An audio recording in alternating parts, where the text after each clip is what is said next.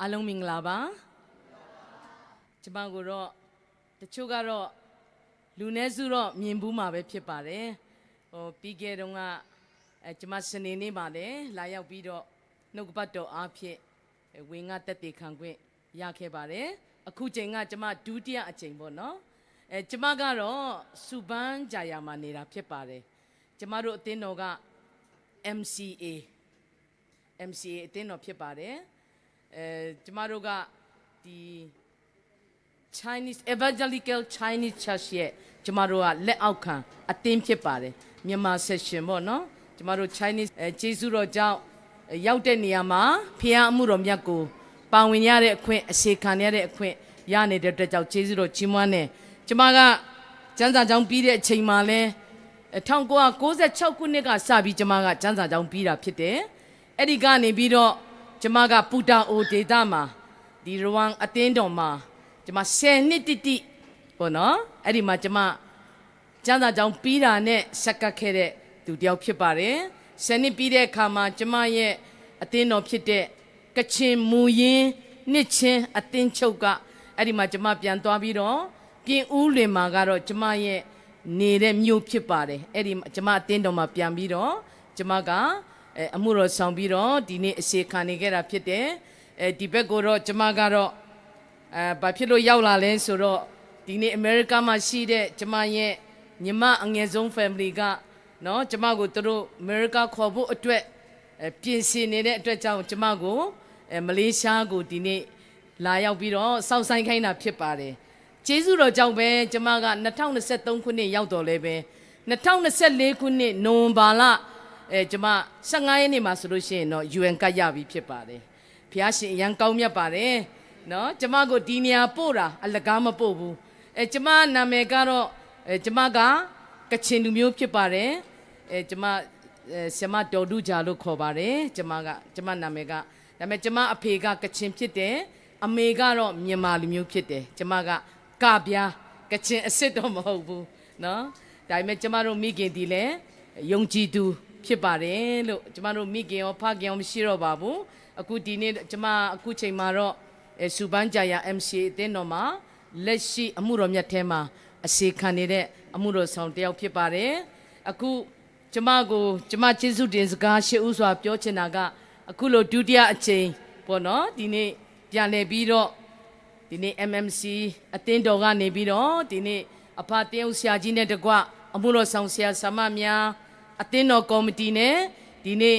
ကလေးငယ်များကိုဦးဆောင်နေတဲ့ Sunday School ဆရာမများကနေပြီးတော့ကျမကိုဤကဲ့သို့ဖိတ်ခေါ်ပေးတဲ့အတွက်ကြောင့်ရှေးဥစွာကျမအနေနဲ့တကယ်ပဲ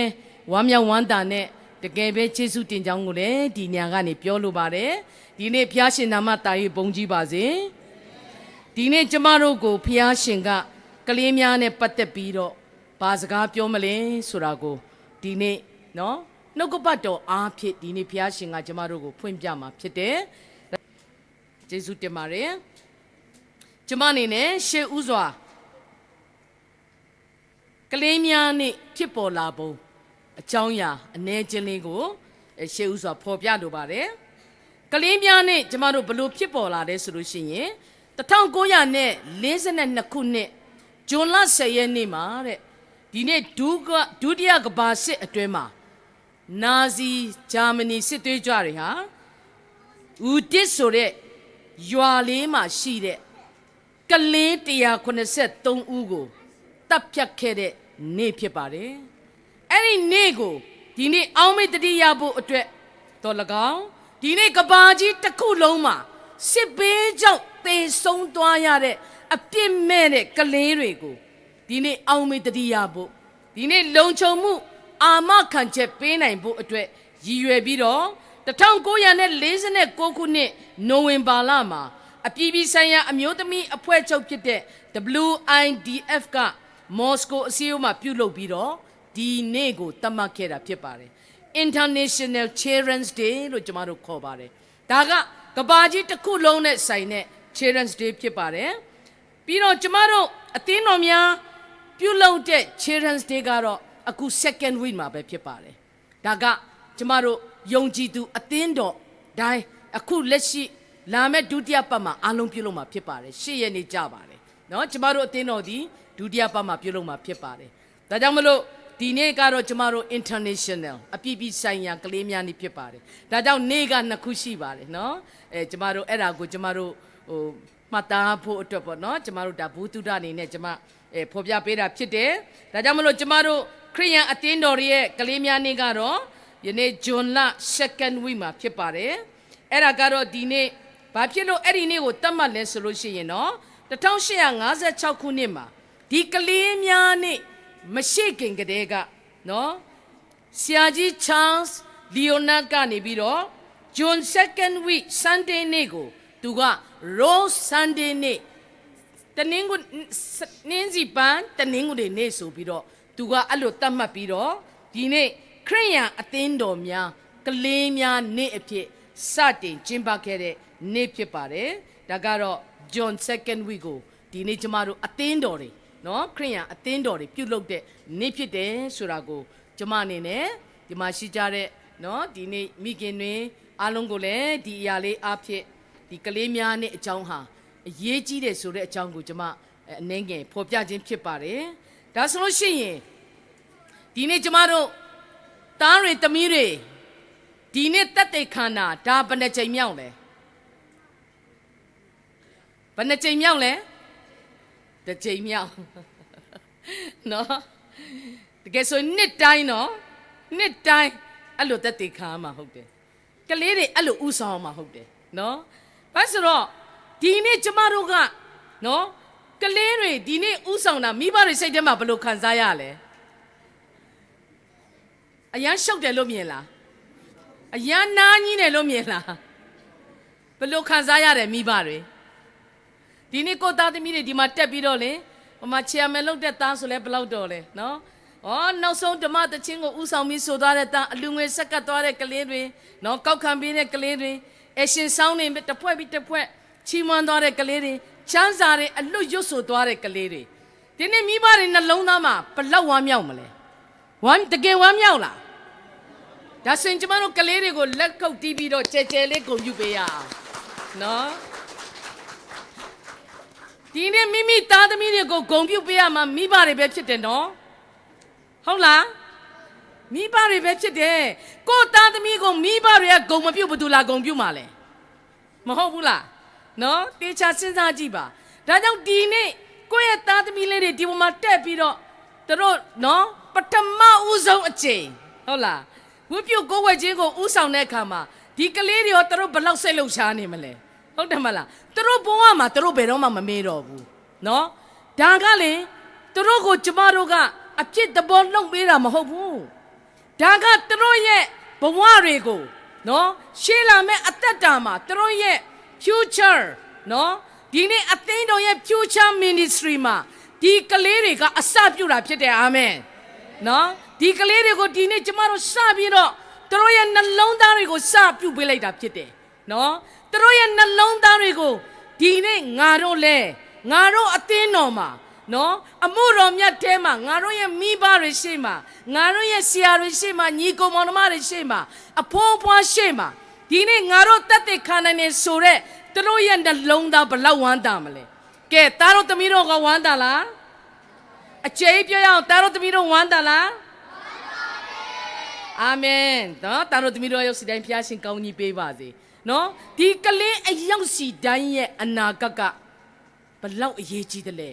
နော်ဒီနေ့နှုတ်ကပတ်တော်အားဖြင့်ဖျားရှင်ကဒီနေ့ကျမတို့အသင်းတော်တွေကိုဒီနေ့ကျမတို့ရဲ့မိဘတွေကိုနော်ဘယ်လိုမျိုးဒီနေ့ဖော်ပြမလဲဆိုတာကိုကျမနှုတ်ကပတ်တော်အားဖြင့်အနည်းငယ်ခွန်အားပေးလိုပါတယ်ကျမရဲ့အခြေပြုကျမ်းချက်ကတော့ရှင်မဿဲခရစ်ဝင်ကျမ်းအခန်းကြီး19အငယ်73နဲ့15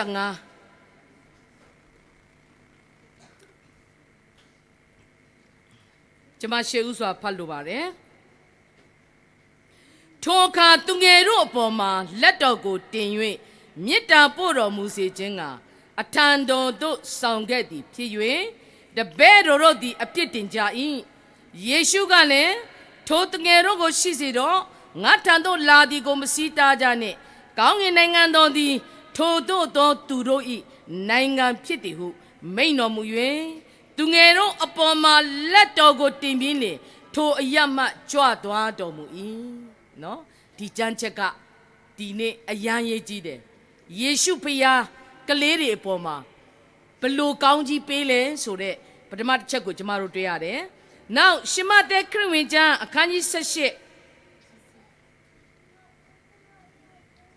အငယ်9ကနေ6ကိုကျွန်မဖတ်ပေးချင်ပါတယ်ရှမသက်ခရစ်ဝင်ကျမ်းအခန်းကြီး18အငယ်9ကနေ6အချင်းသူသည်ငါမျက်နာကိုထောက်၍ဤကဲ့သို့သောသူငယ်တစ်စုံတစ်ယောက်ကိုလက်ခံ၏ထိုသူသည်ငါကိုပင်လက်ခံ၏6မှာ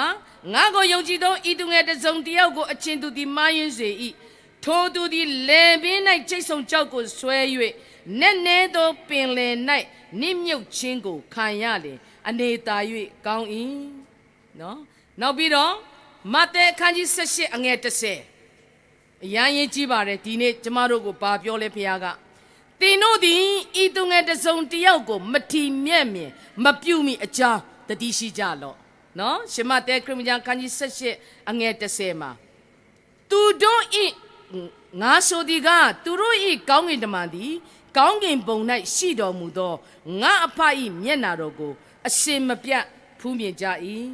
နော်နောက်14မှာနောက်ဆုံးတစ်ပိုက်ဖတ်ပေးခြင်းနဲ့14မှာဒါက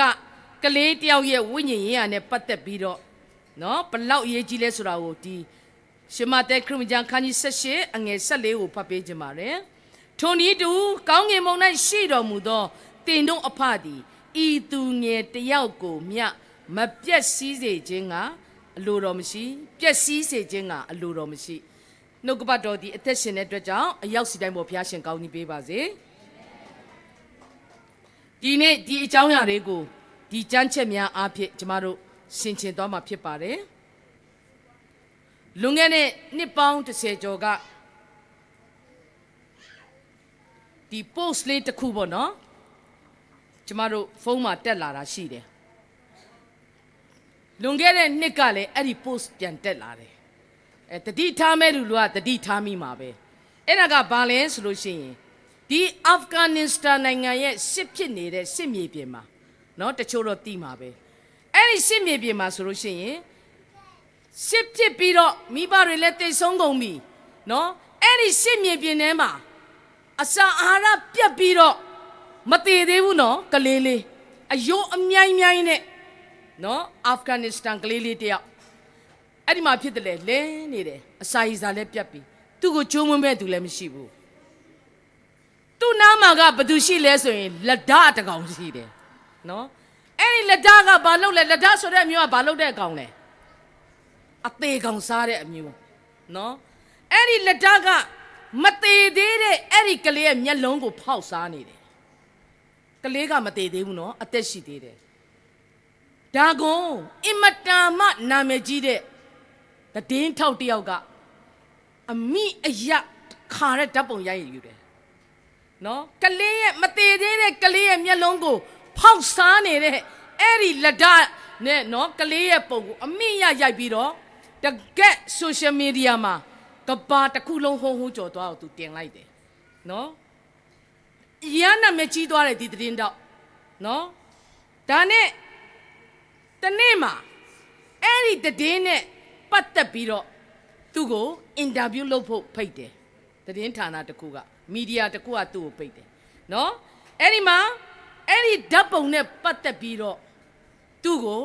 အားလုံးအင်တာဗျူးလုပ်ကြတယ်အင်တာဗျူးလုပ်ကြတဲ့အချိန်မှာအဲ့ဒီ social media ကအဖွဲ့ဝင်တွေကတယောက်က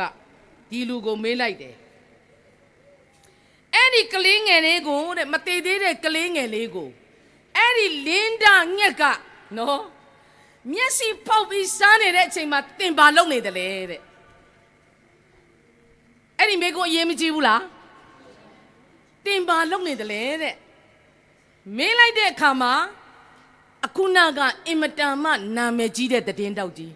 သူ့မှာဘာအဖြစ်မှမရှိတော့ဘူးတခါတည်းသူကောင်းကောင်းဆိုင်ကြသွားတယ်နော်ဒီနေ့ကျမတို့ကိုလည်းဖျားရှင်ကအဲ့ဒါလိုအခြေအနေမျိုးမှာကျမတို့ကိုမနေစေချင်ပါဘူးနော် ကိုမျက်စိရှေ့မှာနော်ဒုက္ခရောက်နေတဲ့ကလေးကိုမျက်စိရှေ့မှာနော်အစာရည်စာငတ်ပြတ်နေတဲ့ကလေးကိုမျက်စိရှေ့မှာမိဘတွေကွဲပြီးတော့နော်အရှိမပြေတဲ့ကလေးတွေအများကြီးရှိပါတယ်ကျမတို့အသင်းတော်မှာကျမတို့ပတ်ဝန်းကျင်မှာအများကြီးရှိပါတယ်နော်ဒါကြောင့်ကျမတို့ကလစ်လျူရှုမှလားဒီကလေးတွေကိုနော်ဒီသတင်းထောက်မေးတယ်လို့တင်ပါလုပ်ခဲ့တယ်လေဒီနေ့အဲ့ဒီအဖြေကိုကျမတို့ဗမာပေးရမလဲသိလားဖျားရှိရောက်တဲ့အခါမှာ white throne judgment လို့ခေါ်တဲ့ပလင်ဖြူတရားစီရင်ခြင်းရှေ့မှာရောက်တဲ့အခါမှာခရစ်တော်ရှေ့မှာအဲ့ဒီမေးခွန်းကိုကျမတို့ဖြေရမှာဖြစ်တယ်နော်ဒါကြောင့်မလို့ဒီနေ့ချစ်တော်ဒီနေ့ဆရာမများမိဘများကျမခွန်အားပေးခြင်းနဲ့ဒီနေ့ကလေးတယောက်ရဲ့ဝိညာဉ်နဲ့လူကြီးတယောက်ရဲ့ဝိညာဉ်ဘယ်ဟာပိုတန်ဖိုးရှိလဲတေချာစဉ်းစားပြီးပြောရအောင်နော်ကလေးတယောက်ရဲ့ဝိညာဉ်နဲ့လူကြီးတယောက်ရဲ့ဝိညာဉ်ဘယ်ဟာကပိုပြီးတော့တန်ဖိုးရှိလဲကဲမိဘတွေဖြေရအောင်ဘာဖြစ်လို့လဲ why ဘာဖြစ်လို့အတူတူပဲလို့ပြောတာလဲဒီကလေးတယောက်မှလည်းဖယားကပေးထားတဲ့နော်အသက်ဝိညာဉ်ရှိတယ်နံတက်လို့ခေါ်တယ်မြန်မာလို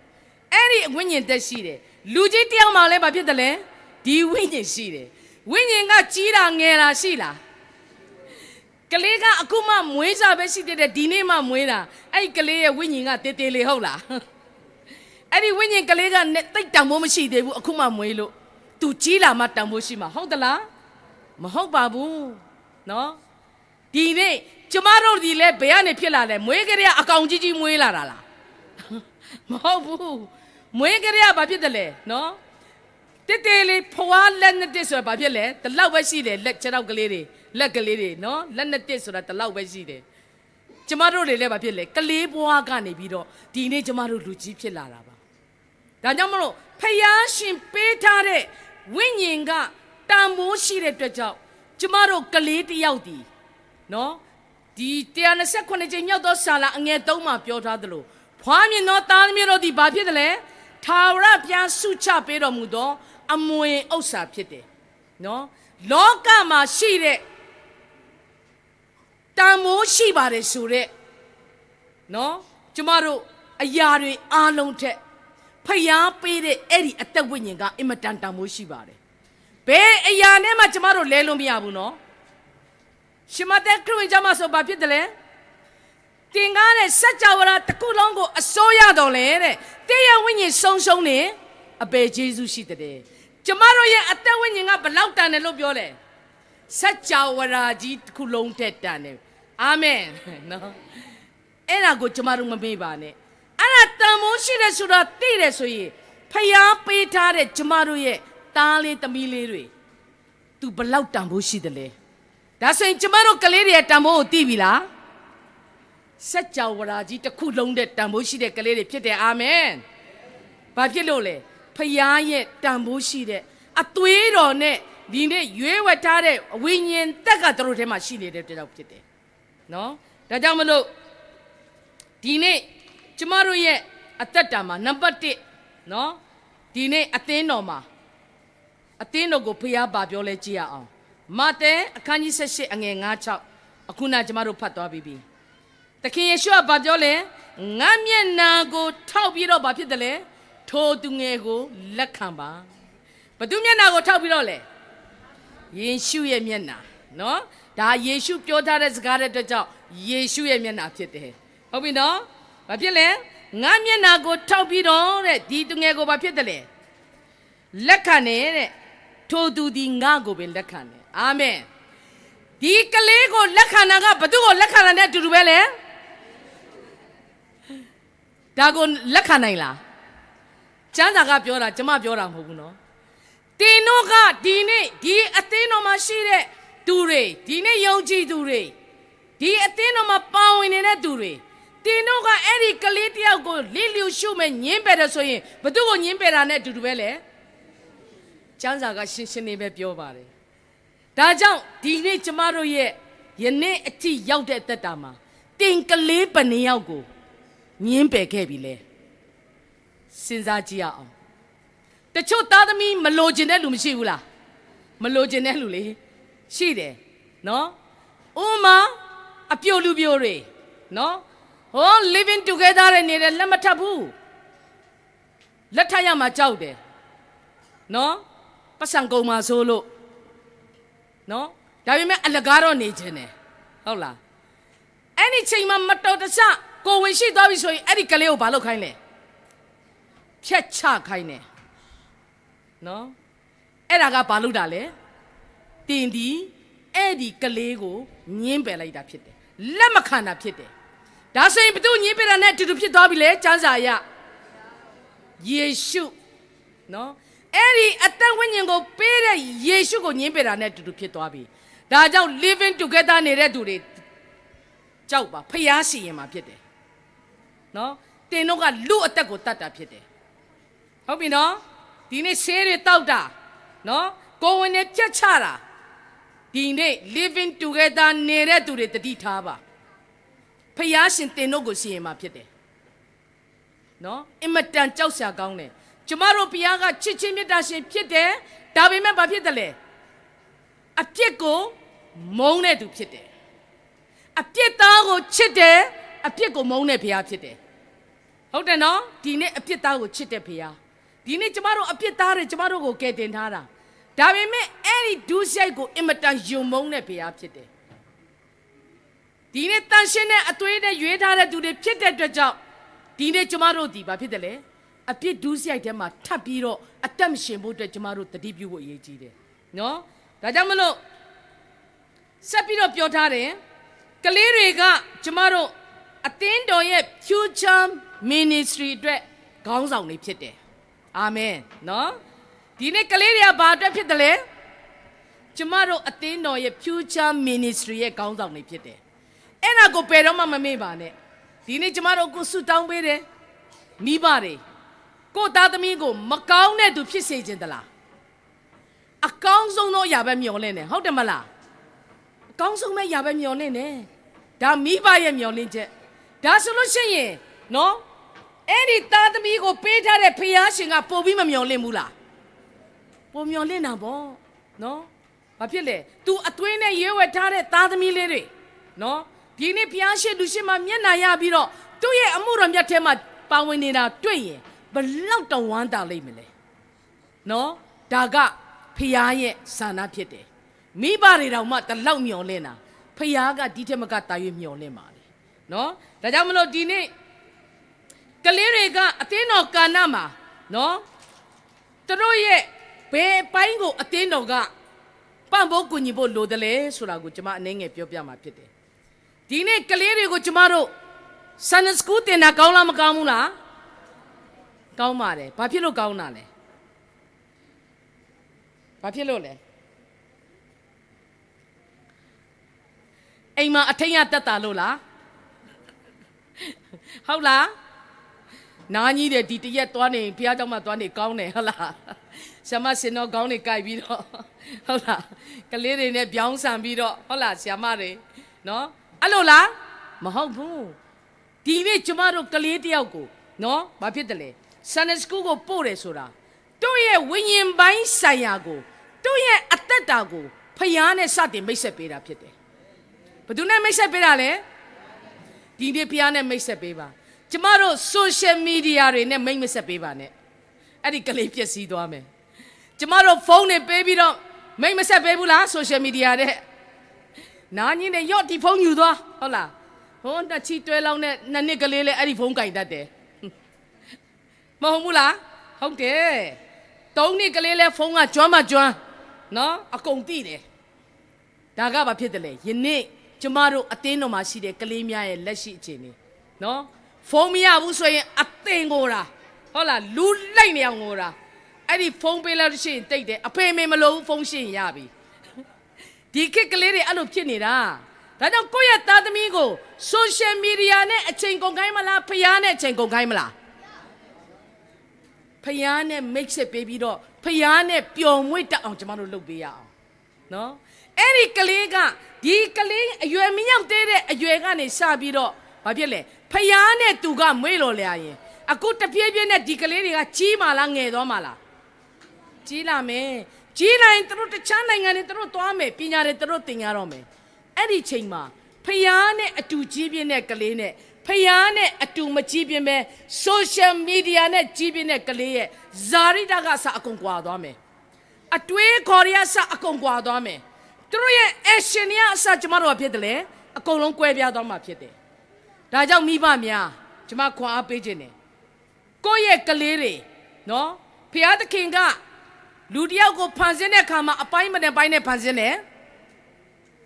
တစ်ပိုင်းလားနှစ်ပိုင်းလားသုံးပိုင်းလားတစ်ပိုင်းခေါင်းနဲ့ပဲလားသုံးပိုင်းဟုတ်တယ်သုံးပိုင်းကဲပြောရအောင်မှတ်မိအောင်လို့ပြောရအောင်မျက်စိနဲ့မြင်ရတာဘာပိုင်းလဲခန္ဓာပြီးကျမတို့မမြင်ရတာဘာလဲခေါင်းလားစိတ်ပိုင်းဆိုင်ရာပြီးရင်ကျမတို့မျက်စိနဲ့မမြင်ရတာဘာလဲဝိညာဉ်ပိုင်းဆိုင်ရာနော်အပိုင်းသုံးပိုင်းနဲ့ဘုရားကဖန်ဆင်းထားတာဖြစ်တယ်ဒါကလေးတွေနော်ကျမတို့လည်းအဲ့လိုပဲဖန်ဆင်းခံရတဲ့သူတွေဖြစ်တယ်နော်ဒါကြောင့်မလို့ကျမတို့ကမိဘတွေကကလေးတွေကိုအပိုင်းတစ်ပိုင်းပဲဖွင့်ပြဖို့အတွက်မစင်စားပါနဲ့ချုပ်ကလေးတွေအရွယ်နဲ့မလိုက်ဘူးဒီလောက်ကြီးတွေဟုတ်တယ်မလားဘာဖြစ်လို့လဲ body ပိုင်းကိုအရန်ကိုဦးစားပေးတဲ့မိဘတွေရှိတယ်နော် body ပိုင်းကိုဦးစားပေးပြီးတော့ကျွေးတာမှရရဆက်ဆက်ကျွေးတာနော်အဲ့ဒီကလေးတွေကဘာဖြစ်တယ်လဲအသက်အရွယ်နဲ့မကိုက်ပဲနဲ့ကိုခန္ဓာပိုင်းပဲကြီးထွားပြီးတော့အုံနောက်ကဘာဖြစ်တယ်မဖွင့်ပြတော့ဘူးနော်ဒီနေ့မိဘတွေအဲ့လိုလွဲမားစွာနဲ့လှုပ်ဆောင်နေတာကျမတို့တွေ့ရတယ်ဒါကြောင့်မလို့ဒီနေ့အသင်းတော်ကတော့ဘာလုပ်ပေးရမလဲဆိုလို့ရှိရင်အဲ့ဒီကလေးတွေရဲ့နော်ဒီ body ပိုင်းနောက်ပြီးတော့ကျမတို့စိတ်ပိုင်းဆိုင်ရာနော်ဝိညာဉ်ပိုင်းဆိုင်ရာသုံးပိုင်းစလုံးကိုဖွင့်ဖြိုးတိုးတက်ဖို့အတွက်အသင်းတော်ကပံ့ပိုးကူညီပေးဖို့ဖြစ်ပါတယ်နော်အသင်းတော်မှာရှိတဲ့အမှုတော်ဆောင်တွေဒီနေ့ကလေးကဏ္ဍမှာစက္ကန့်နေတဲ့ဆရာမတွေမှာနော်ဒီအပိုင်းသုံးပိုင်းလုံးဖွင့်ဖြိုးဖို့အတွက်တာဝန်ရှိပါတယ်ဒါကြောင့်မလို့ဆန်နဆူကလေးရောက်လာပြီဆိုရင်ကျမတို့ကပုံမြင်လေးပြောလိုက်အရှင်ဆောင်လေးကလိုက်နဲ့ကျမ်းစာလေးဆိုလိုက်နဲ့ကျမတို့မပြီးပါဘူးအဲ့ဒီကလေးရဲ့အသက်ဝိညာဉ်ကဲတင်ချင်းနဲ့ဆိုင်တဲ့တည်င်းစကားကိုတင်ဆန်တဲ့စကူးမှာမပြောလိုက်ဘူးဆိုရင်အသင်းတော်မှာတင်မပြောလိုက်ဘူးဆိုရင်ဒီကလေးရဲ့ဝိညာဉ်ရေးရာပိုင်းကအင်မတန်မှကြောက်စရာကောင်းတယ်နော်ဒါကြောင့်မလို့ဒီနေ့ကျမအသင်းတော်ကိုခွန်အားပေးခြင်းပါတယ်ဒီနေ့ကျမတို့ကလေးတွေဘာဖြစ်တယ်လဲအပိုင်းသုံးပိုင်းစလုံးနော်ဖွင့်ပြတိုးတက်ဖို့အတွက်ဒီနေ့အသင်းတော်ကပံ့ပိုးပေးပါနောက်ပြီးတော့ရှမသက်ခရစ်ဝင်ကျမ်းအခန်းကြီး19အငယ်73မှာတော့ကျမဖတ်သွားပြီးပြီမိဘတွေကဘသူစီကိုကလေးတွေကိုခေါ်လာတယ်လို့ပြောလဲယေရှုစီခေါ်လာတယ်ဘာလို့ဖို့လဲကောင်းကြီးလိုချင်တဲ့အတွက်ကြောင့်ပြောချင်တာဖယားစီကိုအပ်တယ်လို့ဒါကျမတို့ပြောလို့ရတယ်နော်ကိုယ့်ရဲ့သားသမီးတို့ဘသူစီကိုခေါ်လာလဲယေရှုစီကိုခေါ်လာခြင်းဒီဖယားလက်တော်ထဲမှာကလေးတွေကိုဆက်ကပ်ခြင်းဖြစ်တယ်နော်ကျမတို့မွေးပြီးလို့ရှိရင်ကလေးတွေကိုမဆက်ကပ်ဘူးလားဆက်ကပ်တယ်တလပြည့်တဲ့နေ့မှာကျမတို့ဆက်ကပ်တယ်နော်တချို့ဆိုရင်တစ်နှစ်ပြည့်ရင်လည်းဆက်ကပ်တယ်နှစ်တိုင်းမွေးနေ့တွေလုပ်ပေးတယ်ဒါကဘာဖြစ်တယ်လဲဖယားပေးတဲ့ကလေးတွေနော်ဖယားလက်ထဲကိုကျမတို့ပြန်ဆက်ကပ်ခြင်းဖြစ်တယ်အဲ့ဒါအရန်ရေးကြီးတယ်နော်ဒါကြောင့်မလို့ဒီနေ့ဒီ Josh McDonald ဆိုတဲ့ဆရာကြီးတစ်ပါးကနော်ကလေးတွေကိုတဲ့တင်တို့ကလူရမဝင်ဘူးအယမ်းရှုပ်တယ်လို့တင်တို့ခံယူနေတွေ့တဲ့တင်တို့ဟာခရစ်တော်ရဲ့နောက်လိုက်တပည့်ကောင်းပေတော့မှမဖြစ်ဘူးတဲ့ဒါအမှုတော်ဆောင်တွေကိုပြောတာနော်ဒီနေ့ကလေးသာသနာမှာအစေခံနေတဲ့သူတွေကိုပြောတာနော်ကလေးတွေကိုဘာဖြစ်တယ်လဲရှုပ်တယ်ပြီးတော့ရှင်းဘာဖြစ်တယ်လဲလူရမဝင်ဘူးကလေးတွေကိုတချို့နော်ဘာဖြစ်လဲလစ်လူရှုတာအဲ့ဒီမျိုးပြောတဲ့သူတွေကယနေ့ခရစ်တော်ရဲ့နောက်လိုက်ကောင်းမဖြစ်ဘူးလို့ပြောတာဖြစ်တယ်ဒါကြောင့်ကျမတို့ကလေးတွေကိုဆက်ဆံတဲ့အခါမှာဘယ်လိုဆက်ဆံရမလဲအားလုံးတန်းတူညီမျှဖယားရဲ့မေတ္တာနဲ့ကျမတို့ဆက်ဆံဖို့လိုတယ် သူ့အဖေမေကပတ်စံရှိတယ်ဒီကလေးကိုမျက်နှာသာပေးမယ်ဒီကလေးကအဖေနဲ့အမေကွဲနေတာနော်ဒီကလေးကိုတော့တိတ်မျက်နှာသာမပေးဘူးဒါမျိုးဒီနေ့ကျမတို့လုပ်ဖို့မဟုတ်ဘူးကျမတို့ကိုကြည့်နေတဲ့သူကဘာတူလဲဖျားပဲဖြစ်တယ်ထာဝရဘုရားကြီးမျက်စိတော်ဒီခတ်သိမ်းသောအရာမှာရှိတယ်တဲ့နော်ကျမ်းစာထဲမှာဒီလိုပဲဖော်ပြတာတယ်စာလကျမ်းမှာဒါကြောင့်မလို့ဒီနေ့ကျမတို့ဖျားကကျမတို့ကိုကြည့်နေတယ်လို့ကျမတို့အမြဲတမ်းခံယူပြီးတော့ဒီကလေးတွေကိုကျမတို့ကဖြစ်တယ်လေမေတ္တာနဲ့နော်သူတို့အပိုင်း၃ပိုင်းလုံးဖွင့်ပြအောင်ကျမတို့ပြုစုပေးထောင်ဖို့ကဒီနေ့ကျမတို့အသင်းတော်မှာရှိတယ်အမှုတော်ဆောင်များနော်ကလေးသူငယ်တွေမှာအစေခံနေတဲ့သူတွေရဲ့ဒီနေ့တောင်းဖြစ်တယ်ဆိုတာကျမအနှဲငယ်ခွန်အားပေးခြင်းပါတယ်ဒါကြောင့်မလို့ဒီနေ့ကျမတို့ရဲ့နော်ဒီ Sunday School ကလေးတွေနော်ကလေးတွေကိုပြုစုပြောထောင်ခြင်းဟာဒီနေ့ဘုရားရှင်နှစ်သက်တဲ့အရာတစ်ခုဖြစ်တယ်ဒါကြောင့်ကလေးတွေကိုကျမတို့ဘယ်လိုပြောမလဲဆိုတော့အခုကလေးတွေ holiday တွေရှိပါတယ်တချို့ကျမတို့ဘက်မှာရှိတဲ့ကျောင်းတွေဆိုရင်အခု one week ပေါ့နော်သူတို့ holiday ဆောင်းဝဲပြီးတော့သူတို့ one week ပိတ်ထားပြီတခြားဒီ international school တချို့တွေလည်းပိတ်ထားပြီဖြစ်တယ်နော်ဒါကြောင့်မလို့ကျမတို့ကဒီမြန်မာပြည်မှာဆိုလို့ရှိရင်အခုချိန်မှာကလေးတွေကျောင်းပိတ်တဲ့ကျောင်းမဖွင့်သေးတဲ့အချိန်မှာဆိုရင်သူတို့ကကလေးတွေတင်တန်းကျန်းစာတင်တန်းနော်တရက်မဟုတ်ရင်2ရက်မဟုတ်3ရက်အများဆုံး3ရက်အဲ့ဒီ3ရက်ကိုတို့ကဘယ်လိုစနစ်နဲ့ style နဲ့လုပ်လဲဆိုလို့ရှိရင်ကိုယ့်အိမ်ကနေလာတဲ့စနစ်နဲ့ကိုယ့်အိမ်ကနေထမင်းစားပြီးတော့ဥမာမနေ့10နာရီစမဆို10နာရီမှာထမင်းစားပြီးတော့ကလေးတွေကိုနော်ကို class တွေခွဲပြီးတော့ဒီနေ့ကလေးတွေကိုဖြစ်တယ်လေဒီနေ့တွင်တင်ပေးနေတာတွေ့ရတယ်ကလေးတွေဘယ်အချိန်ချောင်းပိတ်မလဲအဲ့ဒါပဲကြည်နေတာဖြစ်တယ်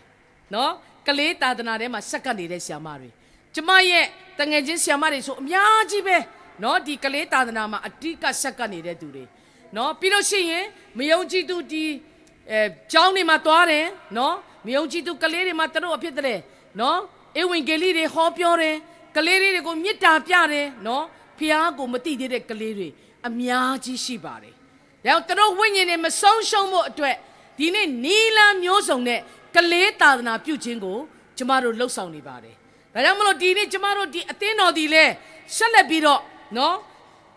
ကလေးတွေရဲ့ Sunday School လုပ်ငန်းဒီကလေးတွေရဲ့ဝိညာဉ်ကိုကယ်တင်တဲ့လုပ်ငန်းဖြစ်တယ်ဆိုတာကိုဒီနေ့ကျမတို့အသင်းတော်မှာရှိတဲ့အမှုတော်ဆောင်တွေဒါမကမိဘတွေကိုယ်တိုင်ကလည်းပါဝင်ဖို့အတွက်ကျမအနေနဲ့ခွန်အားပေးလို့တယ်နော်ဒါကြောင့် Sunday School လွတ်တယ်ဆိုတာနားကြီးတက်တာအောင်မလွတ်ပါနဲ့နော် Sunday School သွားရင်ကလေးတွေဆို Junior High ကလေးတွေဆိုပါလို့မလဲကျန်းစာအုပ်လို့မယ်သူတို့အင်္ဂလိပ်ကျန်းစာဖတ်တဲ့အင်္ဂလိပ်ကျန်းစာအုပ်သူတို့မှတ်စုလို့မယ်နော်ဒီတိုင်းဖုန်းတစ်လုံးနဲ့ကလေးတွေကိုမလွတ်ပါနဲ့နော်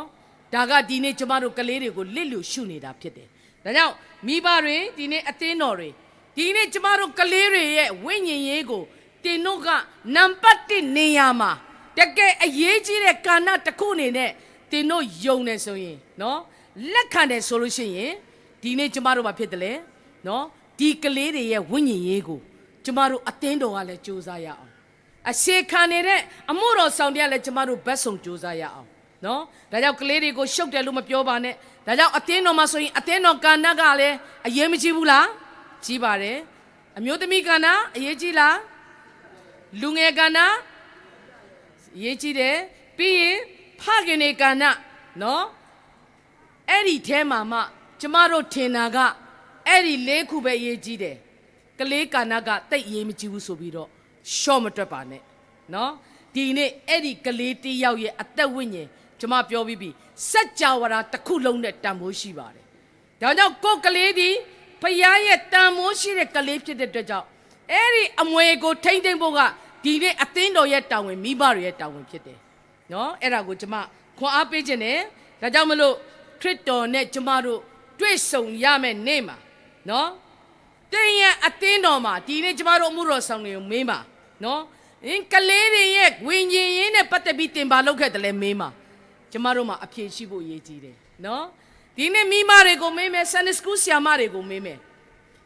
ကလေးတွေအတွက်တင်ပါလုပ်ခဲ့တယ်လဲကလေးတွေရဲ့ဝိညာဉ်ကယ်တင်ခြင်းနဲ့ဆိုင်ပြီးတော့တင်ပါတွေလှုပ်ဆောင်ခဲ့ပြီးပြီလေအဲ့ဒီမေးခွန်းကိုဒီနေ့ခရစ်တော်ကကျမတို့ကိုမေးမှာဖြစ်တယ်ဒီနေ့အသင်းတော်မှာရှိတဲ့ကျမတို့အမှုတော်ဆောင်တွေကိုမေးမှာဖြစ်တယ်အစေခံနေတဲ့ဆရာမတွေကိုဒီနေ့မေးမှာဖြစ်တယ်နော် ဒါကြောင့်မလို့ဒီနေ့ကျမတို့အသင်းတော်အနေနဲ့တိုးပြီးတော့လှုပ်ဆောင်ဖို့ဖြစ်တယ်နောက်တစ်ချက်ကတော့ကျမကဒီနေ့အရေးကြီးတဲ့အရာဆက်ပြီးတော့ပြောမှာဖြစ်တယ်နံပါတ်1ချက်အနေနဲ့အခုနရှမဿဲခရစ်ဝင်ကျမ်းအခန်းကြီး18အငယ်6ကိုကျမပြောတော့မှာဖြစ်တယ်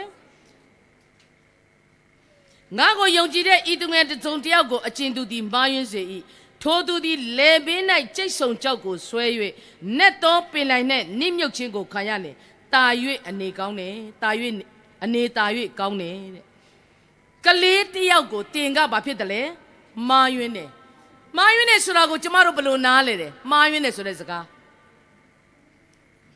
တင်ကိုဖျားပေးထားတဲ့ကလေးတွေကိုတင်က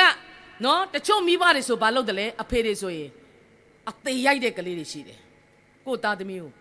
ကျိုးပဲ့ဒဏ်ရောင်ရိုက်တဲ့ဖခင်တွေရှိတယ်နော်ပြီးအရန်နှုတ်ချတဲ့မိခင်တွေမရှိဘူးလားကိုသားသမီးကိုတရိတ်ဆန်နဲ့နိုင်တဲ့မိဘတွေရှိတယ်ဘသူမွေးထားတာလဲအဲ့ဒီမိဘနှစ်ပါးပဲမွေးထားပါလားနော်တင်ကကိုသားသမီးကိုမင်းကနွားနဲ့တူမဲ့ကောင်ဆိုရင်အဖေနဲ့မင်းကဘာဖြစ်သွားပြီလဲအဲ့ဒါဘယ်တော့မှမမေ့ပါနဲ့နော်ကိုသားသမီးကိုပြည့်တစားနဲ့နိုင်နေဆိုရင်အဖေနဲ့မင်းကဘာဖြစ်သွားပြီလဲဒါကြောင့်မလို့ကျမတို့မိမတွေနော်ကိုသားသမီးကိုနော်ကောင်းကြီးစကားပြောမလားအမင်္ဂလာစကားပြောမလားအမြဲတမ်းအိယာနိုးတာနဲ့ကောင်းကြီးစကားပြောပါနော်အိယာထားတာနဲ့ဒီကလေးတွေလက်ပေါ်မှာသူတို့ချောင်းမသွားခင်မှာဖြစ်တယ်လေခေါင်းပေါ်မှာလက်တင်ပြီးတော့နော်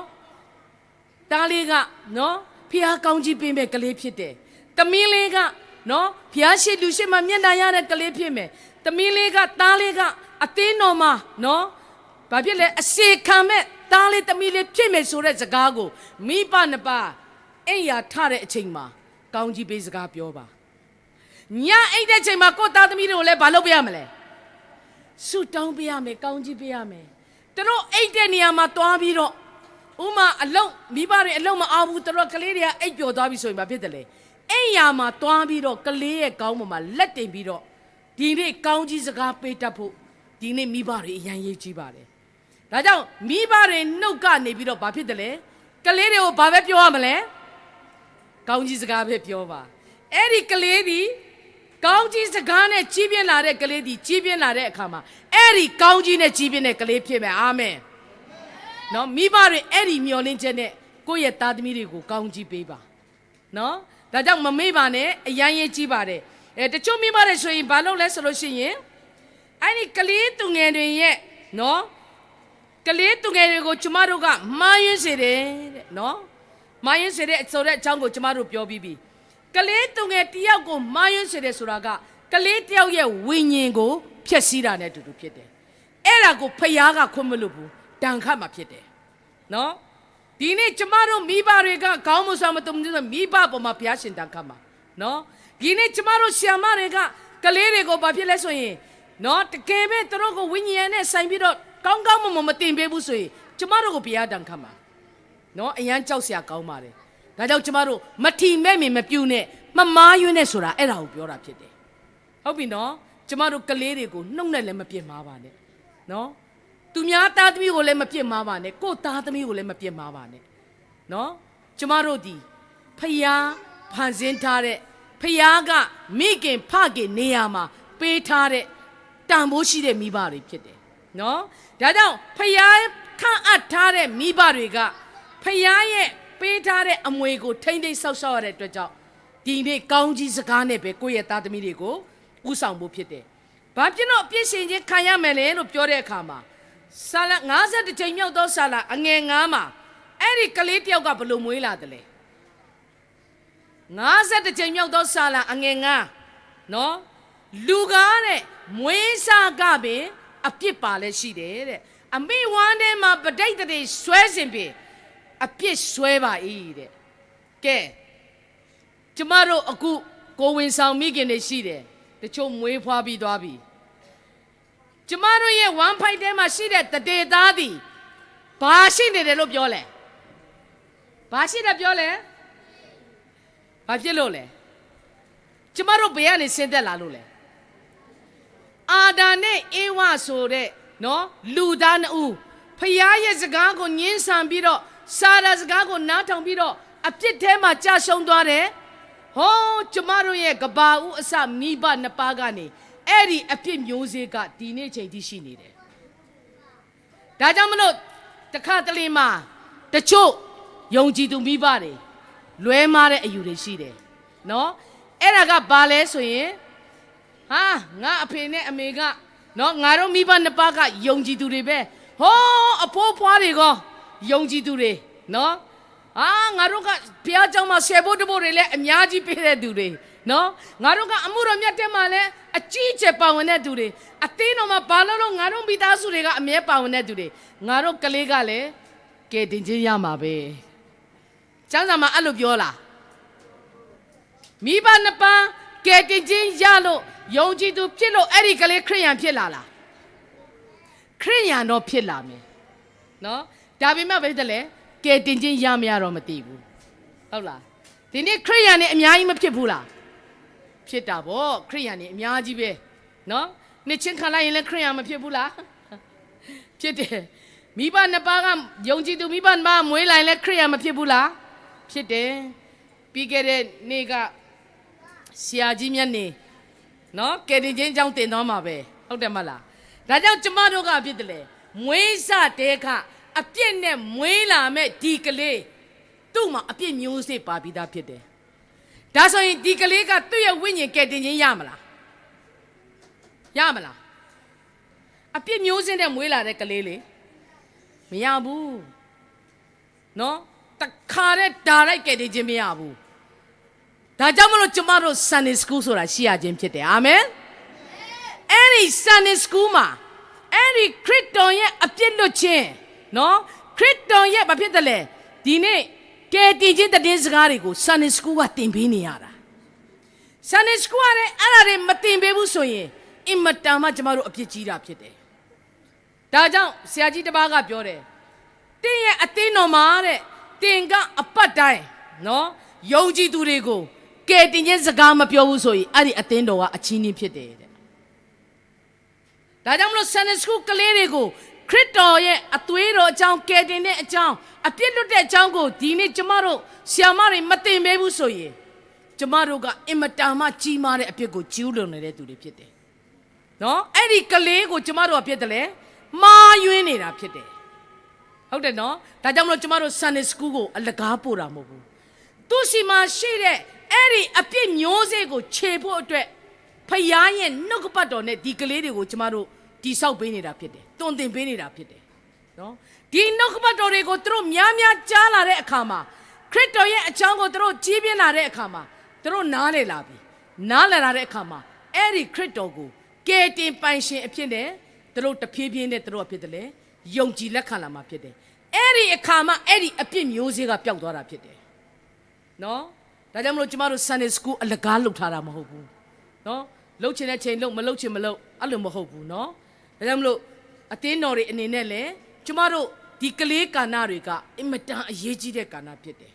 နော်ဒါကြောင့်မလို့ကျမတို့ဆက်လက်ပြီးတော့နော်ဘာဖြစ်လဲကလေးအားလုံးဟာအပြစ်ပိစားနဲ့မွေးလာတဲ့ကလေးတွေဖြစ်တဲ့အတွက်ကြောင့်သူတို့ငရဲကိုမသွားဖို့အတွက်ဒီနေ့နှုတ်ကပတ်တော်မျိုးစေ့နဲ့ကျမတို့တို့ကိုခြေဖြတ်ရပါတယ်အဲ့ဒီအပြစ်မျိုးစေ့ကိုနော်အဲ့ဒါကိုကျမခွာပေးလို့တယ်ဒါကြောင့်မလို့Sunday Schoolကလေးများရဲ့နော်ဝိညာဉ်ကယ်တင်ခြင်းလုပ်ငန်းသည်အင်မတန်မှအရေးကြီးတဲ့လုပ်ငန်းဖြစ်ပါတယ်နော်အဲ့ဒါကိုကျမတို့ဘယ်တော့မှမမေ့ပါနဲ့မိဘတွေဒီလည်းဘာဖြစ်တယ်လဲအသင်းတော်တဲ့အတူဒီနေ့ကိုယ့်ရဲ့သားသမီးတွေကိုဝိညာဉ်ရေးအသက်တော်ကိုပြုစုပြောထောင်နေတဲ့ဆရာမတွေကိုဆက်လက်ပြီးကျမတို့ပံ့ပိုးအားပေးရအောင်နော်ဒါဆိုလို့ရှိရင်ကျမတို့ဘသူစီမှာအဖြေပေးလို့ရပြီလေမိဘများနော်ဖျားရှိမှကျမတို့အဖြေပေးလို့ရပြီနော်ဒါကြောင့်မလို့မိဘတွေရဲ့နောက်ဆုံးကဏ္ဍတစ်ခုကိုကျမပြောခြင်းတယ်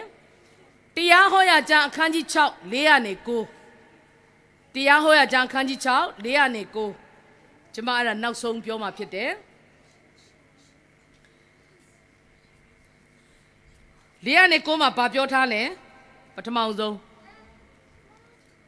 ကျမဖတ်ပေးခြင်းနဲ့အိုဣသရေလအမျိုးနားထောင်တော့ငါတို့၏ဘုရားသခင်ထာဝရဘုရားသည်တဆူတည်းသောဘုရား ဖြစ်တော်မူ၏နော်အဲ့ဒါကတရားဟောအကျမ်းခန်းကြီး6ဓမ္မဟောင်းကာလမှာဣတရေလမိဘတွေကိုဒီနေ့ဘုရားသခင်ပြောထားတဲ့အရာဖြစ်တယ်။ဘာပြောတယ်နံပါတ်1တစ်ချက်မှာနံပါတ်4ချက်မှာငါတို့ရဲ့ဘုရားသခင်ကဘလို့ဘုရားဖြစ်တယ်တဲ့လေတဆူတည်သောဘုရားဖြစ်တယ်။တဆူတည်တယ်လို့ပြောတဲ့အခါမှာ Trinity ခမည်းတော်သားတော်တန်ရှင်တော်ဝိညာဉ်တော်နော်သုံးပါးတဆူဘုရားဖြစ်တယ်။အဲ့ဒါကိုဒီနေ့ကျမတို့ပြောနေခြင်းဖြစ်တယ်။ဘုရားအများကြီးရှိတယ်လို့မပြောဘူးနော်။တဆူတည်သောဘုရားဒီလောကမှာရှိတယ်။အဲ့ဒီဘုရားကိုဒီနေ့ကျမတို့ကိုးကွယ်နေတာဖြစ်တယ်။ငါမှဘာပြောလဲတင်ဤဘုရားသခင်ထာဝရဘုရားကိုစိတ်နှလုံးအကျွမ်းမဲ့အစွမ်းတတ္တိရှိသမျှနဲ့ချစ်ပါတဲ့နံပါတ်1ချက်မှာဘာပြောလဲအဲ့ဒီတဆူတည်သောဘုရားကိုကျမတို့ဘယ်လိုချစ်ရမလဲလဲစိတ်နှလုံးအကျွမ်းမဲ့ဉာဏ်ရှိသမျှ all your heart all your mind နော်တပိုင်းတစနဲ့ကျမတို့ဘုရားကိုလိုသုံးမချစ်ပါနဲ့ပတ်စံမရှိတဲ့ချိန်မှာဘုရားကိုခေါ်တာမလုပ်ပါနဲ့နော်ခက်ခဲတဲ့အချိန်မှာဘုရားကိုခေါ်တဲ့သူတွေမဖြစ်ပါစေနဲ့ဒီနေ့ကျမတို့ကဖြစ်တယ်လေဘုရားကိုနော်100ရာခိုင်နှုန်းအပြည့်အကျွမ်းမဲ့ချစ်တတ်တဲ့ဒီနေ့မိဘတွေဖြစ်ဖို့ရည်ကြီးတယ်နော်နောက်တစ်ချက်မှာပြန်ပြောထားသေးတယ်ဘာပြောလဲ6မှာ9မှာ6မှာယနေ့ငါမှာထားသောစကားကိုနှလုံးသွင်းရမယ်9မှာထိုစကားကိုတင်ရဲ့သားသမီးတို့အားကြိုးစား၍တွင်တင်ရမည်အိမ်၌ထိုင်လျက်နေသည်ဖြစ်စေခရီး၌သွားသည်ဖြစ်စေအိမ်လျက်ထားလျက်ရှိသည်ဖြစ်စေထိုစကားကိုပြောရမည်ဒီနေ့ဘုရားကအဲ့လိုမှားထားပါတယ်ဘုရားကိုယ်တိုင်ပြောထားတဲ့စကားဖြစ်တယ်နော်ဘာပြောလဲငါမှားထားတဲ့စကားကိုဘသူတွေကနှလုံးသွင်းရမှာတဲ့လေမိဘတွေဒီနေ့နှလုံးသွင်းပါနော်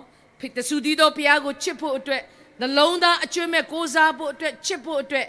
နောက်ပြီးတော့ဘသူ့ကိုပြန်ပြောရမယ်လို့ပြောလဲခုနှစ်မှာတင်ဤသားသမီးတို့ကိုဘလို့တွင်တရားမယ်လဲကြိုးစားပြီးတွင်တယ်မှာနော်မတွင်တင်နိုင်မှတိလို့ဘုရားကဘာပြောလဲကြိုးစားပြီးတွင်တယ်မှာနော်ဒါကြောင့်မိမိရဲ့သားသမီးတို့ကိုဘုရားရဲ့နှုတ်ကပတ်တော်ကိုဘလို့တွင်တရားမလဲကြိုးစားပြီးတွင်တယ်ရမယ်ဘလို့အချိန်နေမှာလဲထိုင်တဲ့အချိန်မှာပဲဖြစ်ပါစေအဲ့ဒီသားသမီးတွေမိဘနဲ့အတူရှိနေတဲ့အချိန်နော်ပြီးအိမ်တိုက်ဘာဖြစ်လဲခရီးသွားတဲ့အချိန်မှာဖြစ်ပါစေအိတ်တဲ့အချိန်မှာဖြစ်ပါစေเนาะကျမ်းစာမှာအဲ့လိုလာတယ်ထားတဲ့အချိန်မှာဖြစ်ပါစေထိုစကားကိုပြောရမယ်ထိုစကားဆိုတာဘာလဲခုနကအပေါ်မှာပြောထားပြီးပြီတဆူတီးသောဖျားအဲ့ဒီဖျားကိုနှလုံးသားအကျွမ်းမဲ့ချစ်ပြီးတော့ကြောက်ပြီးတော့အဲ့ဒီဖျားကိုပဲကိုးကွယ်ပဲစကားဒီနေ့ပြောချင်တာကအချိန်တိုင်းဟုတ်ပြီเนาะ every time เนาะsometime မဟုတ်ဘူးနော် every time အချိန်တိုင်းမှာကျမတို့ကမိဘတွေကပြောနေရမယ်နံပါတ်1ကဘယ်သူလောက်ရမှာလဲမိဘကအရင်လောက်ရမှာနော်မိဘကအဲ့ဒီဟာကိုနှလုံးသွင်းထားမှကိုယ့်ရဲ့သားသမီးတွေကိုပြန်ပြီးပြောပြနိုင်မှာဖြစ်တယ်ဒါကြောင့်မလို့ဘာဖြစ်တယ်လဲဆိုလို့ရှိရင်ဒီနေ့ကျမတို့စူးစမ်းပြီးတုံတင်ရအောင်ဖခင်ကကျမတို့ကိုနှိုးဆော်နေပါတယ်မိဘများစူးစမ်းပြီးတုံတင်ရအောင်မဿဲ18:10မှာဘာပြောလဲဤသူငယ်တစုံတယောက်ကိုမထီမဲ့မပြုတ်မိဖို့အတွက်တတိပြုပါတဲ့ဘတုကလေးကိုပဲဖြစ်ဖြစ်ကျမတို့ဘာဖြစ်တယ်လဲမထီမဲ့မပြုတ်ပါနဲ့ဟုတ်ပြီနော်ဩကိုယ့်အိမ်မှာကိုယ်ကလေးကိုချစ်ခင်ပြီးတော့လာလေတဲ့ကလေးတွေတငယ်ချင်းတွေရှိမှာပဲတခါတလေချုပ်မိပါတွေကြိုက်လားမကြိုက်ကလေးတွေကပြောတယ်မကြိုက်ဘူးတဲ့နော်သူတို့သိတယ်နော်သူတို့ခံစားချက်သူတို့သိတယ်နော်ကိုယ့်အိမ်မှာလာလေတဲ့ကလေးတွေကိုလည်းနော်ကိုယ်တငယ်ချင်းရဲ့နော်ကိုယ်သားသမီးတွေရဲ့တငယ်ချင်းတွေကိုမထီမဲ့မပြုတ်ပါနဲ့နော်ကျမတို့ကိုဖခင်ကအချိန်ပြည့်စောင့်ကြည့်နေတာဖြစ်တယ်နော်ကလေးတွေကိုမမောင်းထုတ်ပါနဲ့နော်အခုနတပည့်တော်တွေမမောင်းထုတ်ဘူးလားတပည့်တော်တွေမမောင်းထုတ်ဘူးလားမယေရှုတရားဟောနေတဲ့တွားမလာနဲ့ဟုတ်လားမိဘတွေကတော့ဘာဖြစ်လဲသူရဲ့သားသမီးတွေကိုဖခင်စီမလာပြီးတော့ယေရှုစီမလာပြီးတော့ကောင်းကြီးတောင်းခံဖို့လာတဲ့အခါမှာစီတာကြတယ်နော်ဒါနဲ့ယေရှုကဘာပြောလဲထိုသူငယ်တို့ကိုမစီတာပါနဲ့နော်စီတာတဲ့အရာကိုဖခင်မကြိုက်ပါဘူးဒါကြောင့်မလို့ဒီနေ့ကျမတို့မိဘတွေနော်ဘာဖြစ်လဲဒီနေ့စီတာတဲ့အရာဖခင်မကြည့်ပါဘူးမကြိုက်ဘူးတချို့ Sunday School မလာခိုင်းတဲ့မိဘတွေရှိတယ်နော်မရှိဘူးလားSunday School တွားရင်ဘာမှမတတ်လာဘူးပိုဆိုးလာတယ်ဟုတ်လားပိုရန်သွားဖြစ်လာတယ်ဟုတ်လားပြ ပြီးသူများနဲ့လည်းမတည့်ဘူးမတော်နဲ့အိမ်မနေတာပိုကောင်းတဲ့အိမ်မဖုန်းနဲ့ပဲထားလိုက်တယ်ကိုသားသမီးကိုကောင်းလားလားကောင်းတဲ့အချင်းမဟုတ်ဘူးဒါစီးတားတာဖြစ်တယ်နော်ဖျားစီသွားမဲ့ကလေးကိုစီးတားတာဖြစ်တယ်အင်မတန်အပြစ်ကြီးတယ်နော်ဒါကြောင့်မလို့ဖြစ်တယ်လေမစီးတားနဲ့တဲ့ယေရှုကငါထံကိုလာပါလေစေတဲ့ကောင်းကင်နိုင်ငံကဘသူရဲ့နိုင်ငံဖြစ်တယ်လို့ပြောလဲထိုတို့သောသူတို့ဤနိုင်ငံဖြစ်တယ်သူငယ်အပေါ်မှာလက်တော်ကိုတင်ပြင်းနေထိုအရမှကြွတော်မူကလေးတွေကိုဖျားရှင်သည်အရှင်အမြဲကောင်းကြီးပေးခြင်းနဲ့ဖျားဖြစ်ပါတယ်ဒါကြောင့်ဖျားเจ้าကိုခေါ်လာပါနော် Sunday School ကိုခေါ်လာပါနော်ကလေးတွေကိုမတားဆီးပါနဲ့နော်ဒါကြောင့်မလို့ဘာဖြစ်လဲကျမတို့ကလေးတွေရဲ့ပထမဦးဆုံးလက်ဦးဆရာဒီဘယ်သူဖြစ်တယ်လဲအကျေကြီးပြောရအောင်မိဘတချို့ကတင်မဲ့ Sunday School ဆရာမလို့ထင်တယ်မဟုတ်ဘူးလားငါပိုက်ကမွေးပြီးပြီးပြီဟလား Sunday School ဆရာမလက်ထဲမှာဟုတ်လားမဟုတ်ဘူးမိဘနှစ်ပါးဒီအဲ့ဒီကလေးရဲ့ model ဖြစ်တယ်လက်ခံလားအဖေရဲ့ဇယိုက်အပြည့်အမေရဲ့ဇယိုက်အပြည့်နဲ့မွေးဖွားလာတဲ့ကလေးနှစ်ယောက်ဖြစ်ကလေးတွေဖြစ်တယ်မိဘနှစ်ပါးကနေမွေးဖွားလာဇယိုက်နဲ့မွေးဖွားလာတဲ့ကလေးတွေဖြစ်တယ်နော်ဒါကြောင့်မလို့ဟိုကလေးကတော့ဟို Sunday School ဆရာမနဲ့တူတယ်ဒီကလေးကတော့ဒီ Sunday School ဆရာမနဲ့တူတယ်ဆိုတာရှိလားမရှိဘူးနော်ဒါကြောင့်မလို့ဒီနေ့ကလေးတွေရဲ့ပထမဦးဆုံးသောလက်ဦးဆရာဒီမိဘနှစ်ပါးဖြစ်တယ်နော်ဒုတိယဆရာကမှဘာသူဖြစ်တာလဲ Sunday School ဆရာမတွေဖြစ်ပါတယ်နော်အဲ့ဒါကိုကျမတို့ဘယ်တော့မှမမေ့ပါနဲ့ဒါကြောင့်ကလေးတွေရဲ့နော်အပိုင်း၃ပိုင်းစလုံးကိုပြုတ်ပြင်ဖို့အတွက်နံပါတ်1ဘာဖြစ်တယ်လဲကျမတို့အသင်းတော်ကတာဝန်ရှိတယ်နံပါတ်2မိဘတွေမှာတာဝန်ရှိတယ်နံပါတ်3ဒီနေ့အဖိုးအဖွားတွေကငါတို့လွတ်ပြီမထင်နဲ့နော်အဖိုးအဖွားတွေလည်းတာဝန်ရှိတယ်နောက်ပြီးဘယ်သူတွေလဲဦးလေးအတော်တွေနော်ဦးလေးအတော်တွေမှာတာဝန်ရှိတယ်အင်မတန်မှတာဝန်ကြီးတယ်နော်ကျမတို့ကလေးတယောက်မွေးလာပြီဆိုရင်ဒီကလေးဘက်ဆုံးဖွင့်ပြဖို့အတွက်ဒီနေ့အင်မတန်တာဝန်ကြီးပါတယ်ဒါကြောင့်မလို့နောက်ဆုံးဒီအဖြစ်ပြက်လေးဒီစကားပုံလေးတစ်ခုနဲ့ကျမခွန်အားပေးခြင်းနဲ့အဲ့ဒါကဘာလဲဆိုလို့ရှိရင်ဒီကလေးတွေနဲ့ပတ်သက်ပြီးတော့ရေးထားတဲ့စာအုပ်မှာ Don't worry the children never listen to you Don't worry the children never listen to you ကလေးတွေတစ်စကားနားမထောင်တာကိုမစိုးရိမ်ပါနဲ့တဲ့နော်ပထမဆုံးပြောသွားတာကလေးတွေဘာဖြစ်လဲတစ်စကားနားမထောင်တာကိုမစိုးရိမ်ပါနဲ့တဲ့နောက်ဆက်ပြောထားတယ်အဲ့ဒီအင်္ဂလိပ်စကားက worry that they are always watching you ဟုတ်ပြီနော်ဘာကိုစိုးရိမ်ရမလဲဆိုရင်အဲ့ဒီကလေးတွေကတဲ့တင့်ကိုအမြဲတမ်းကြည့်နေတယ်ဆိုတာကိုပဲစိုးရိမ်ပါအာမင်ဟုတ်ပြီနော်ကျမတို့ရှင်းရှင်းလေးပဲနော်ကိုယ့်ရဲ့သားသမီးတွေကိုယ်စကားနားမထောင်တာကိုကျမတို့စိုးရိမ်နေမဲ့အစားအဲ့ဒီကလေးတွေကျမတို့ဘာဖြစ်တယ်လဲနေ့စဉ်ကြည်နေတယ်အဲ့ရထကလေးကငါအဖေမေဘာလုပ်မလဲသူတို့မကြည့်ဘူးလားကြည့်တယ်နော်အဲ့ဒီမိဘရဲ့ဗီဇကလေးတွေမှာအားလုံးရှိတယ်ကြည့်ပြီးတော့ကောင်းတာရောဆိုးတာကိုအကုန်လုံးသူတို့တင်ယူတယ်ဟုတ်ပြီနော်အဖေဘာလုပ်ရင်လုပ်တဲ့ဥစ္စာအကုန်တင်ယူတယ်အကောင်းဆိုးအမေဘာလုပ်ရင်လုပ်တဲ့အကောင်းဆုံးအားလုံးတင်ယူတယ်အဲ့ဒီစရိုက်တွေအားလုံးဗီဇတွေအားလုံးကအဲ့ဒီကလေးတွေမှာအားလုံးပါတယ် Sunday School ဆရာမနဲ့မတူပါဘူးနော်မွေးဖွားတဲ့မိဘနှစ်ပါးနဲ့ပဲတူတာဖြစ်တယ်နော်ဒါကြောင့်မလို့ဒီနေ့ကလေးတယောက်ကိုနော်ဒီနေ့လူကြီးတယောက်ကမင်းတယ်တဲ့ကလေးတဲ့သားလေးနော်မင်းကြည့်လိုက်ရင်ဘာလုပ်မလဲတဲ့အဲ့လိုမေးတဲ့အခါမှာကလေးကဘာပြန်ဖြေလဲဆိုရင်အဲ့ဒီသားလေးကကျွန်တော်မသိဘူးတဲ့နော်အဲ့ဒီကလေးကသူဘာလုပ်မလဲဆိုတာ तू မသိဘူးတဲ့ဒါနဲ့ဟာတဲ့မင်းကတလောက်ကြီးနေပြီမင်းဘာလုပ်မလဲဘာဖြစ်မလဲဆိုတာမင်းမှာဘာရွယ်ချက်မှမရှိဘူးလားတချို့ကလေးတွေဆိုဘာဖြစ်ချင်လဲမပြောဘူးလားဆရာဝန်ဖြစ်ချင်တယ်အင်ဂျင်နီယာဖြစ်ချင်တယ်စစ်ဗိုလ်ဖြစ်ချင်တယ်ဟုတ်လားဟာအမျိုးမျိုးတို့ပြောမယ်နော်အတော်ဆုံးဘောလုံးသမားတွေဖြစ်ချင်တယ်နော်ဒါပေမဲ့ဖြစ်တယ်လေအဲ့ဒီကလေးကဘာပြောတယ်လဲဆိုလို့ရှိရင် ကျွန်တော်ကြီးလာလို့ရှိရင်ဘာဖြစ်မလဲဆိုတာကတဲ့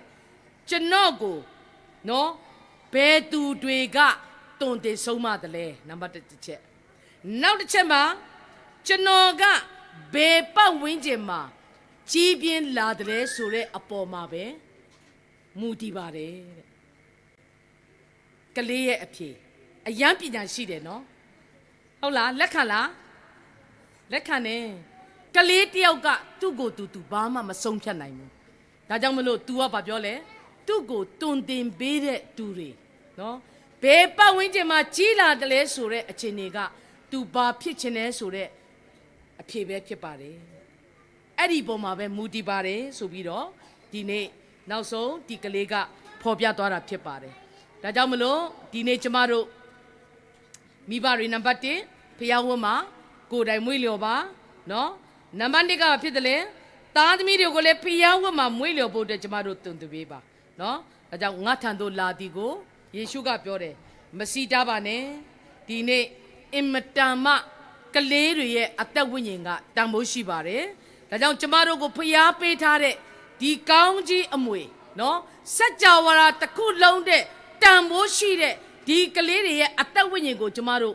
ကယ်တင်ဖို့အတွက်ဒီနေ့အသင်းတော်နဲ့နော်မိဘတွေဆက်လက်ပြီးတော့ကျမတို့လက်တွဲလှုပ်ဆောင်ရအောင်ကလေးတွေရဲ့ရှေ့လာမဲ့အသက်တာအားလုံးကဒီနေ့ဖျားရဲ့လက်တော်မှာပဲရှိတဲ့အတွက်ကြောင့်ဖျားလက်ထက်မှာကျမတို့အမြဲတမ်းဆက်ကပ်ရအောင်လို့ကျမအနေနဲ့ခွန်အားပေးခြင်းနဲ့ဒီနေ့အရောက်စီတိုင်းမှာဖျားရှင်ကောင်းကြီးပေးပါစေ